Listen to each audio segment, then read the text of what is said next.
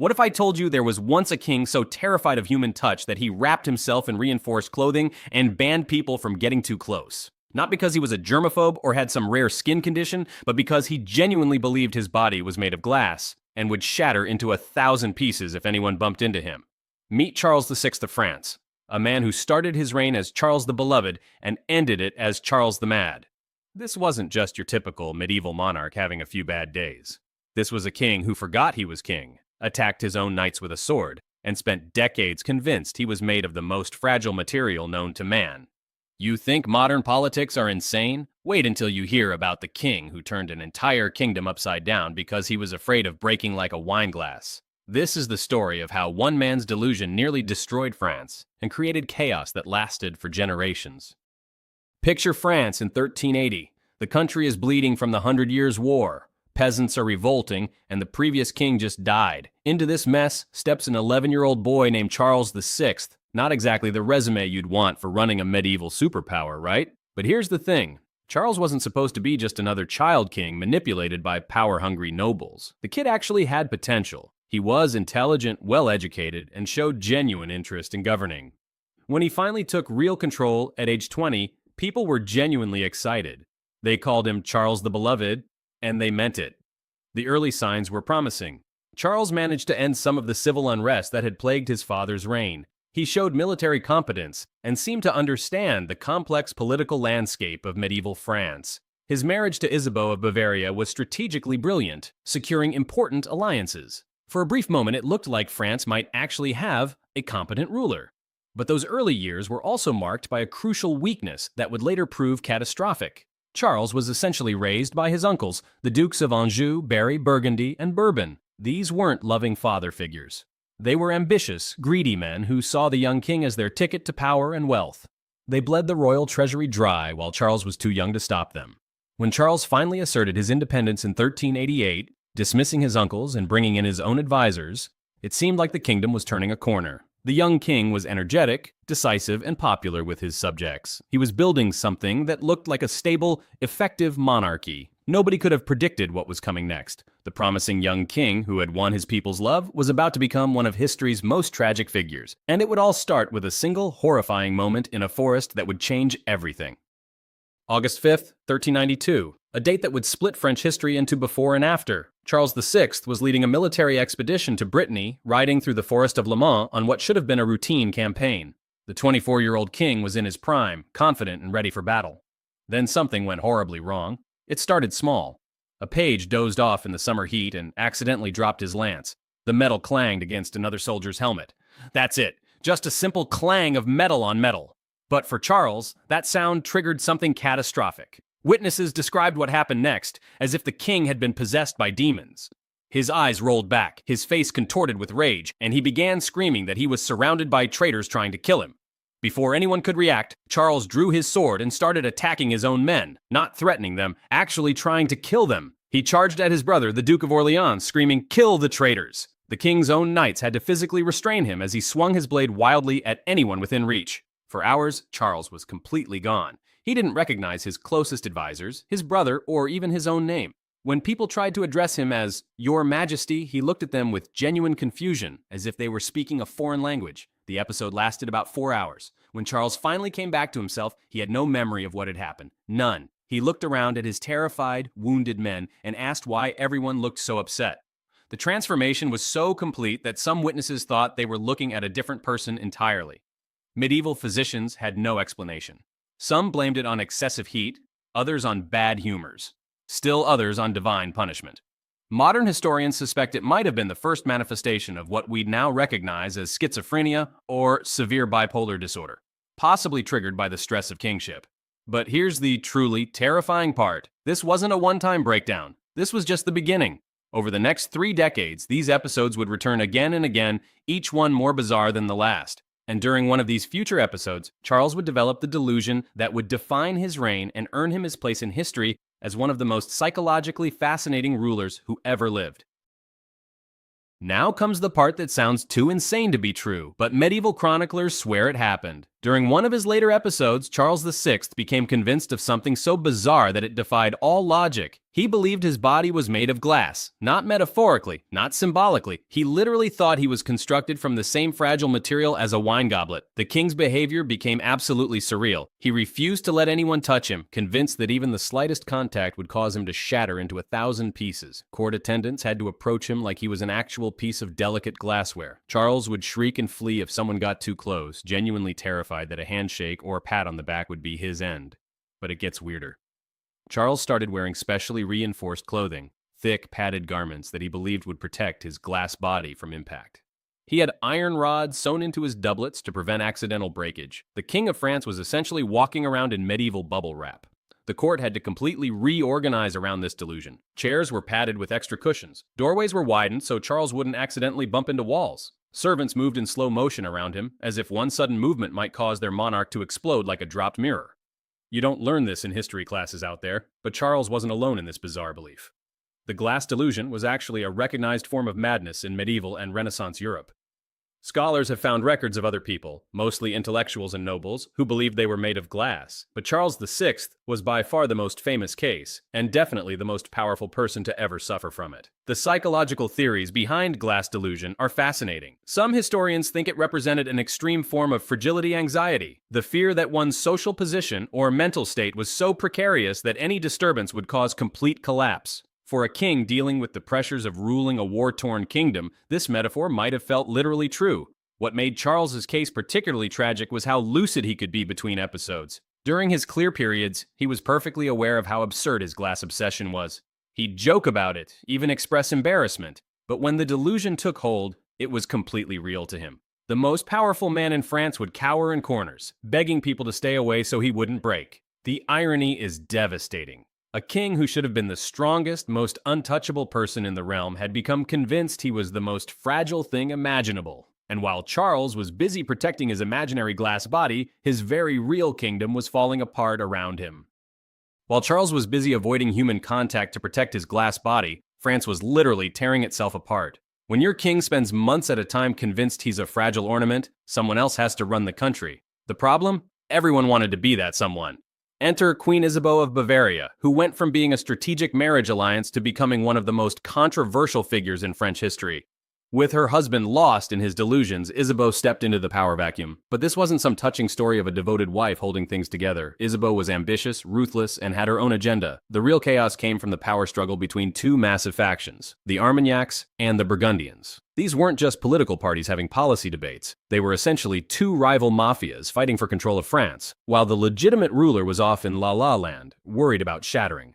The Armagnacs, led by Charles's brother Louis of Orleans, wanted to continue the war against England and maintain royal authority. The Burgundians, under John the Fearless, preferred negotiating with the English and grabbing as much power as possible for themselves. Both sides claimed to be acting in the king's best interests. Both sides were lying. What followed was a civil war that made the 100 Years' War look like a minor disagreement. The Armagnacs and Burgundians didn't just fight battles, they massacred each other's supporters, burned towns, and committed atrocities that shocked even medieval standards.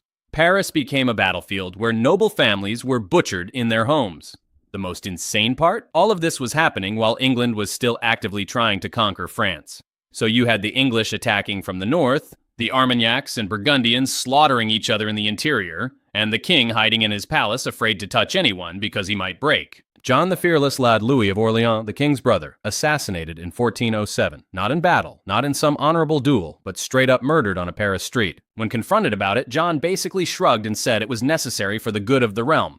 The breakdown of royal authority was so complete that people could openly admit to murdering the king's brother and face no consequences. Queen Isabeau switched sides so many times that historians still debate whose team she was really on. She made deals with the English, betrayed French nobles, and at one point literally disowned her own son, the future Charles VII, claiming he was illegitimate. Whether she was playing complex political chess or just completely out of her depth, the result was the same: chaos. Meanwhile, Charles would occasionally emerge from his delusions, look around at the carnage, and ask why everyone was fighting. Then he'd retreat back into his glass fantasy while his kingdom burned. It was like having a fire department run by someone who was afraid of water. The French court during Charles's episodes became something straight out of a dark comedy. Imagine trying to run a medieval kingdom when your monarch genuinely doesn't remember he's the king, refuses to recognize his own family, and insists his name is someone else entirely. During his worst periods, Charles would look at Queen Isabeau, the woman he'd been married to for over a decade, with complete bewilderment. "Who is this woman?" he'd ask his attendants. "Why is she in my chambers?" Isabeau would try to remind him of their wedding, their children, their years together. Charles would stare at her like she was speaking gibberish. The children had it even worse. Charles and Isabeau had 12 kids together, but during his episodes, the king treated them like complete strangers. His own sons and daughters would approach him, and he'd back away in confusion or fear. Some of the younger children grew up barely knowing their father existed, except as this strange, frightening man who lived in the palace and occasionally screamed at shadows. But here's where it gets truly surreal. Charles didn't just forget he was king, he'd insist he was someone else entirely. Sometimes he claimed to be a simple peasant, other times he'd adopt completely fictional identities.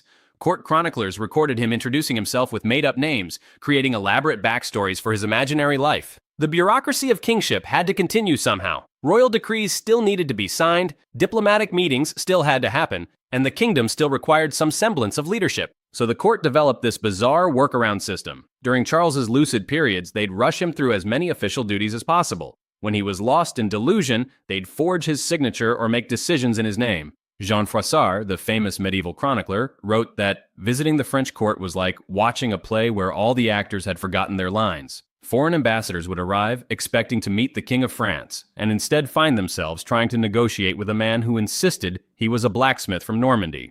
The servants developed their own coping mechanisms. They learned to play along with whatever identity Charles had adopted that day. If he thought he was a peasant, they'd bring him simple clothes and plain food. If he was convinced he was made of glass, they'd move around him like he was a priceless artifact. The entire royal household became improvisational actors in the king's ongoing mental theater. Sometimes the episodes would end abruptly, and Charles would suddenly snap back to reality. He'd look around at the careful, terrified faces of his court and realize what had happened. The shame and confusion in those moments was reportedly heartbreaking. He'd apologize profusely, try to make sense of what he'd missed, and desperately attempt to resume his royal duties. But everyone knew it was temporary. The courtiers, the nobles, the servants, they all lived in constant anxiety, never knowing when their king would disappear again into his fractured mind. It was like trying to run a government with a monarch who existed only part-time, and you never knew which version of him would show up on any given day. Here's where the story gets really interesting. You know Joan of Arc, right? The peasant girl who heard voices from God and saved France? Well, she didn't just appear out of nowhere. She emerged from the absolute chaos created by Charles VI's madness. By 1429, France was in complete meltdown. Charles VI was still alive but completely useless, lost in his delusions. His son, the Dauphin Charles, future Charles VII, was hiding in the south, too weak and demoralized to fight the English who now controlled most of northern France. The kingdom was so fractured that many people genuinely believed France was finished as an independent nation. Enter a 17-year-old farm girl who claimed the Archangel Michael had personally given her a mission to crown the Dauphin and kick the English out of France. Under normal circumstances, this would have been laughable, but these weren't normal circumstances. When your legitimate king thinks he's made of glass and your heir is cowering in exile, a teenager claiming divine visions starts to look reasonable. Joan's success wasn't just about military tactics or divine intervention. She filled a leadership vacuum that had existed for decades. While Charles VI was afraid to touch people, and Charles VII was afraid to claim his throne, Joan was fearless, decisive, and absolutely convinced of her mission. She became the royal authority that neither actual royal could provide. The psychological impact was enormous. French soldiers who had been demoralized by years of defeats and chaos suddenly had someone who believed victory was not just possible, but inevitable. Joan's confidence was infectious in a way that neither Charles's madness nor his son's hesitation could ever be. But here's the truly tragic irony. Joan succeeded in getting Charles VII crowned, but she had to work around his grandfather's insanity to do it. The coronation at Reims Cathedral in 1429 was as much about overcoming Charles VI's legacy of madness as it was about defeating the English. Joan essentially had to rebuild royal legitimacy from scratch. The timing is crucial. Charles VI didn't die until 1422. Which means Joan's entire campaign happened while the Glass King was still alive, still occasionally emerging from his delusions to ask why everyone was fighting. Imagine trying to restore royal authority while the current king is literally hiding in corners afraid of breaking. Joan's tragedy becomes even more poignant when you realize she was trying to save a monarchy that had been functionally broken for over 30 years. She believed in the divine right of kings at exactly the moment when the reigning king had proven that divine right meant nothing if the person wearing the crown was completely insane. In a way, Joan of Arc's story is the flip side of Charles VI's. Where he showed how individual madness could destroy a kingdom, she showed how individual conviction could rebuild it. But both stories proved the same terrifying point. In medieval monarchy, everything depended on the mental state of one person. And that person could be either a glass-obsessed madman or a divinely inspired teenager. The system was only as stable as the mind sitting on the throne. After 42 years on the throne and over 30 years of intermittent madness, Charles VI finally died. The man who had once been called Charles the Beloved was now universally known as Charles the Mad or Charles the Foolish. His death was almost anticlimactic. No dramatic final episode. No deathbed recognition scene. He simply faded away, leaving behind a kingdom that had learned to function without him. The immediate aftermath revealed just how irrelevant Charles had become. His death barely registered as a political event. The real power players, the English occupiers, the Burgundian faction, and his son Charles VII had been operating as if he was already dead for years. The Glass King had become a ghost long before he actually died. But here's where the story gets its final twist of irony. In his last lucid moments, Charles VI did something that would have seemed impossible during his worst episodes. He officially recognized Charles VII as his legitimate heir. After years of Queen Isabeau's machinations and disputed succession, the Mad King's final coherent act was to try to restore some stability to the monarchy he had helped destroy. The numbers tell the story of his reign's devastation. When Charles VI took the throne in 1380, France was a European superpower.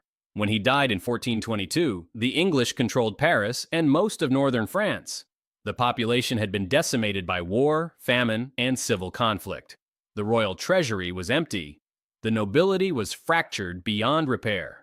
One man's madness had contributed to the near collapse of an entire civilization. Charles's legacy became a cautionary tale about the dangers of absolute monarchy. Medieval political theorists started questioning whether it was safe to concentrate so much power in a single person, especially when that person's mental state was so unpredictable. The Glass King's reign inadvertently helped lay the groundwork for more distributed forms of government. But the cultural impact was even more lasting. The image of the Glass King, a ruler so fragile he was afraid of human touch, became a powerful metaphor for the brittleness of power itself. Writers and philosophers for centuries afterward used Charles VI as a symbol of how quickly strength could become weakness, how the mighty could fall not through external conquest but through internal collapse. The medical fascination persisted too. Charles VI became the most famous historical case study of what we'd now call severe mental illness in a position of ultimate authority. Psychiatrists still study his case as an example of how psychosis can manifest in people under extreme stress and responsibility. Perhaps most tragically, Charles VI's story became a reminder of human fragility. Here was a man who had everything: absolute power, unlimited wealth, the love of his people, and lost it all to the chemical misfiring of his own brain. In a world where mental illness was seen as divine punishment or demonic possession, Charles's fate seemed to prove that even kings weren't protected from the most arbitrary forms of suffering. The Glass King's reign proved that sometimes the greatest threats to a kingdom don't come from foreign armies or natural disasters. Sometimes they come from the gradual shattering of a single human mind. And when that mind happens to wear a crown, the consequences can echo through history for centuries. Charles VI's story is the ultimate reminder that power means nothing if you lose your mind. All the armies, all the wealth, all the divine right in the world couldn't protect him from the chaos inside his own head. While he was busy protecting his imaginary glass body, his very real kingdom cracked and nearly shattered around him. But here's what makes this story fascinating rather than just tragic. Charles VI's madness created the exact conditions that allowed figures like Joan of Arc to emerge. His weakness made room for new kinds of strength. His delusions cleared the path for someone else's visions. If this glimpse into medieval madness has left you wanting more bizarre historical stories, hit that like button and let me know what other wild tales from the past you'd like to explore. History is full of characters who make modern politics look absolutely sane by comparison.